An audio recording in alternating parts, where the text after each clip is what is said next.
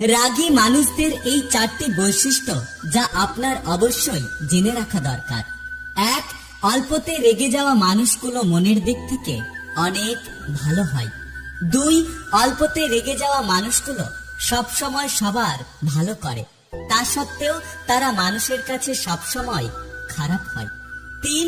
অল্পতে রেগে যাওয়া মানুষগুলো কখনো কাউকে ধোঁকা দেয় না এবং মিথ্যেবাদীদের এরা কখনো সহ্য করতে পারে না। 4. অল্পতে রেগে যাওয়া মানুষগুলো মন খুলে কথা বলতে ভালোবাসে এবং তারা তাদের মনের মধ্যে কোনো কিছু লুকিয়ে রাখে না। কেউ যদি আপনাকে ছাড়া ভালো থাকতে চায়, তখন কষ্ট হলেও তাকে বিরক্ত করতে নেই।